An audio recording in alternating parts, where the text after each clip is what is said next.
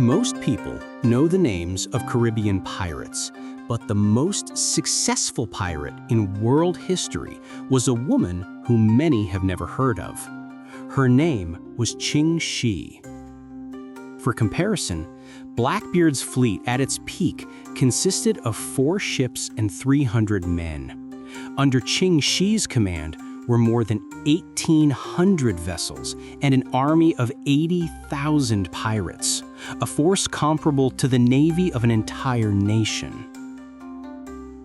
Unlike the famous male pirates, she did not end her life on the gallows or in battle. Ching Shih retired with a vast fortune, received a full pardon from the emperor, and died a wealthy woman in her own bed. This is the story of how a former prostitute built a pirate empire, stood against the Qing dynasty, and forced European trading companies to pay her tribute. Our story begins in the south of China, in Guangdong province, at the end of the 18th century.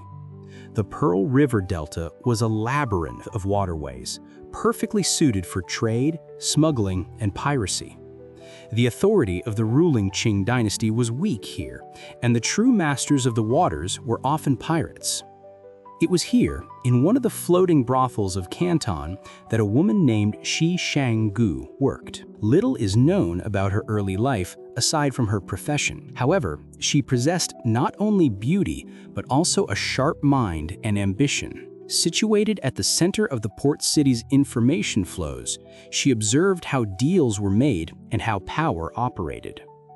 In 1801, her life changed dramatically. The fleet of the influential pirate Zhang Yi raided Canton and captured women from the flower boats, among them Shi Xianggu.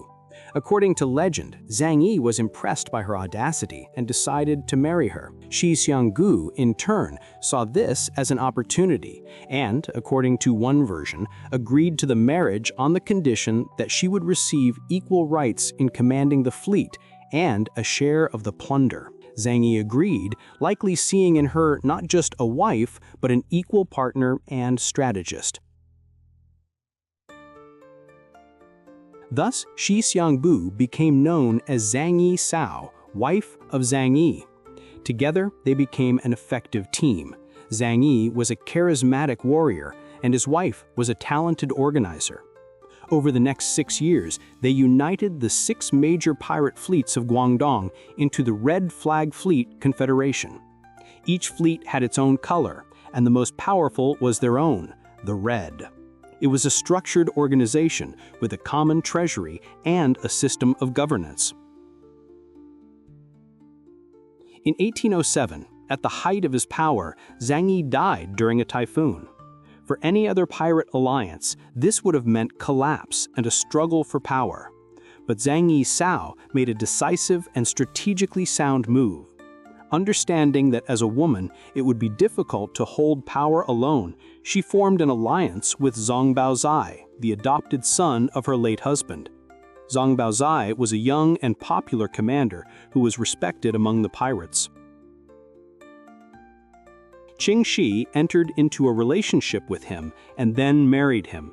This political union secured her the loyalty of the warriors, and for him, it secured her strategic mind and legitimacy. Together, they consolidated their power, and no one dared to challenge them. Thus, the widow of Zhang Yi became the full-fledged ruler of the pirate confederation, known as Ching Shih. Having gained power, Ching Shih introduced a code of laws that transformed her army of brigands into a disciplined force. This code was the key to her success. Centralization of power. Any order from Ching Shih or her commanders was to be executed without question. Disobedience was punished by immediate execution. Control over the loot. Pirates were forbidden to keep any of the plunder for themselves. All loot was turned over to a common treasury. After being accounted for, 20% was returned to the crew of the vessel that captured it, and the remaining 80% went into a general fund for ship repairs, weapons procurement, and provisions. This prevented internal conflicts and turned raiding into a well-oiled business. Discipline on land. Pirates were forbidden to attack peaceful villagers in areas that paid the Confederation tribute for protection. Violating this rule was punishable by death. In this way, Qing Shi created a shadow system of taxation that, for many settlements, was preferable to the corrupt imperial officials. Treatment of female captives. Violence against female prisoners was punishable by death.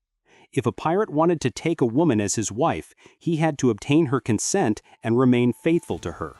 Infidelity was also punished by death. This law was unprecedented in the pirate world and helped maintain order. This code transformed the Red Flag Fleet into the most organized force on the coast of China. They controlled the shipping lanes, and no merchant ship could pass through the mouth of the Pearl River without buying a pass from Qing Shi that guaranteed safe passage. The Jia Qing Emperor could no longer tolerate the existence of a pirate state and sent the imperial fleet to destroy it. However, this led to a series of humiliating defeats for the Qing dynasty. The pirates, who knew the local waters perfectly, lured the cumbersome imperial junks into shallows and narrow channels where they could easily be destroyed.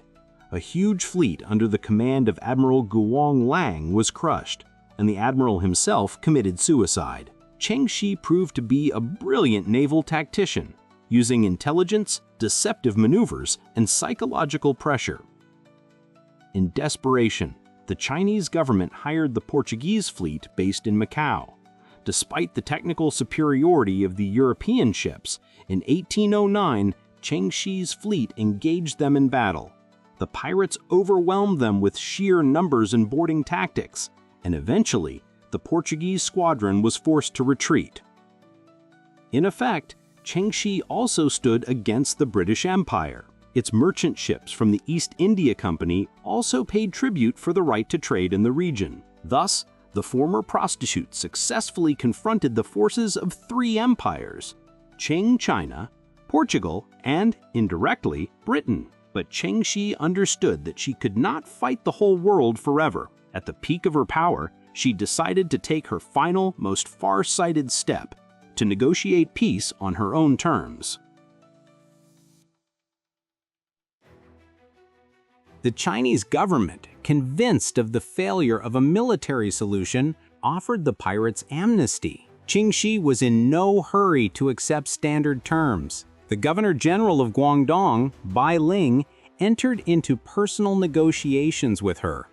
In 1810, Qing Shi arrived in Canton for negotiations. She appeared at the Governor-General's residence unarmed, accompanied only by 17 women and children. This was a powerful psychological move, demonstrating her confidence and peaceful intentions. Her demands were unprecedented: full amnesty for herself and all of her people, the right to keep all of their plundered wealth. Zhang Baozai was to be given a high-ranking post in the Imperial Navy with the right to command his own personal squadron. The government had to officially recognize her marriage to Zhang Baozai.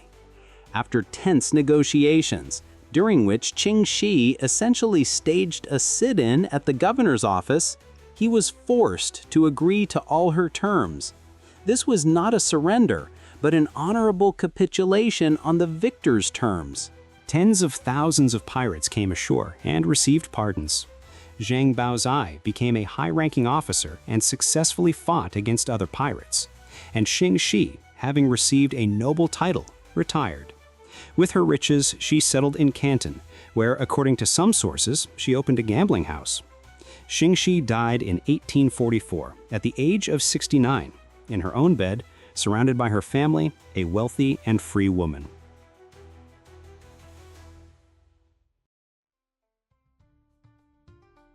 The story of Qing Shi is less known in the West for several reasons. Because of the Eurocentrism of popular culture, the reluctance of Chinese imperial historians to glorify a woman who had dealt them such a humiliation, and the gender biases of the time. Nevertheless, the facts speak for themselves. No pirate in history ever commanded such a fleet and such an army. No one built such an effective organization or simultaneously stood against three empires. And certainly, no one managed to end their career so successfully. While Blackbeard was killed and Calico Jack was hanged, Xingxi outplayed them all and secured for herself a peaceful and prosperous old age.